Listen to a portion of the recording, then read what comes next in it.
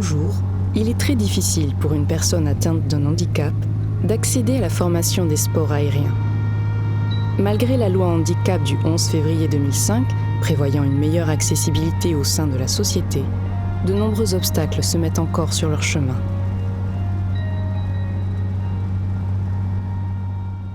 L'accessibilité au pilotage pour les sourds est un combat, car jusqu'ici, l'espace aérien leur était interdit. J'ai donc créé l'Aéroclub pour la formation des pilotes sourds aux ULM et aux avions. Aujourd'hui, la situation évolue dans le bon sens, car beaucoup d'élèves sourds deviennent pilotes. Dans ce combat, c'est important d'avoir confiance, car un véritable changement est visible ces dernières années.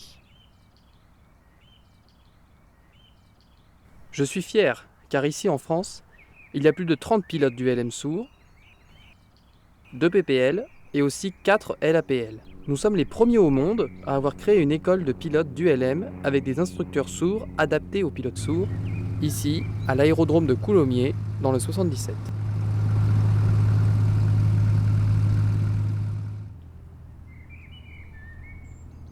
J'ai commencé à apprendre l'aviation en 2006. D'où me vient cette passion pour l'aviation ? En réalité, c'est le hasard qui a fait qu'un jour, un client de mon papa nous a proposé de faire un baptême de l'air. Et je me suis dit, ok, pourquoi pas ? Et je suis montée, on a décollé, fait le tour, et ça m'a donné une sensation d'extrême liberté et une très forte émotion. Quand on a atterri, le pilote à côté de moi m'a demandé « Tu as aimé ?» Oh, oui, j'ai adoré. Et comme il était lui-même instructeur, il m'a demandé si je voulais apprendre à piloter. Waouh, pourquoi pas ? Ok, oui. Le temps passe et au fur et à mesure, c'est comme ça que la passion est arrivée.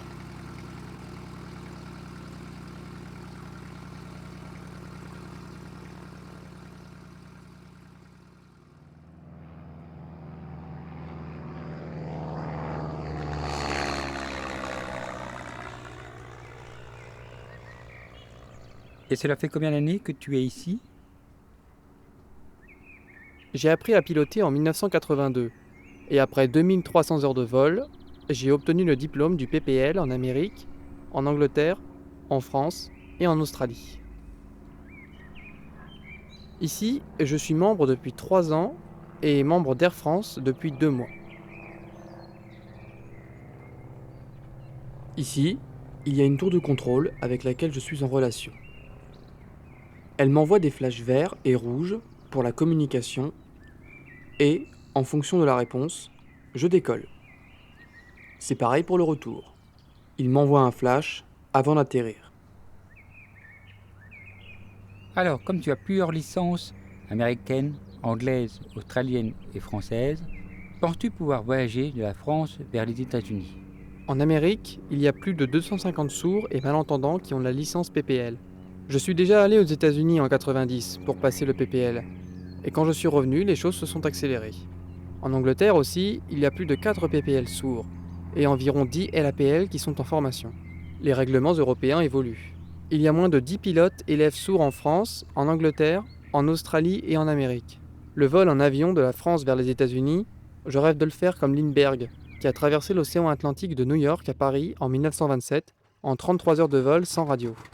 Je voudrais un jour faire un direct en 24 heures avec un petit avion comme celui-là.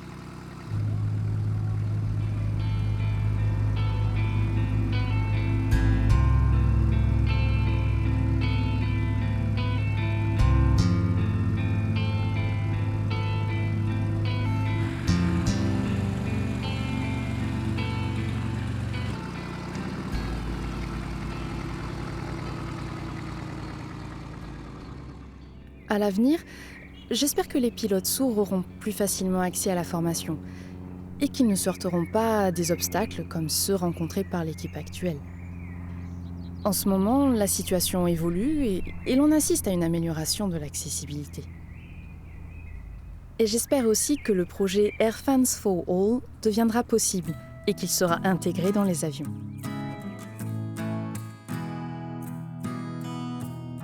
Le combat de ces passionnés montre que rien n'est impossible.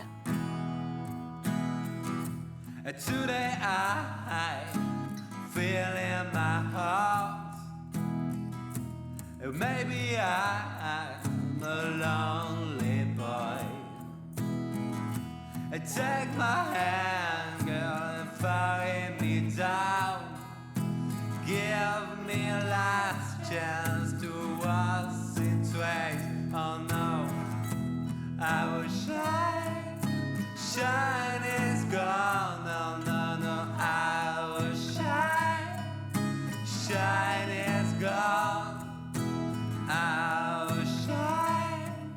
Shine is gone. No, no, no, I will shine. Shine is gone. Give my heart, feeling so confused. And I never dream when you're in my bed. Take my guitar on your back and give me last chance to go in my. Oh no, no, I will shine, shine.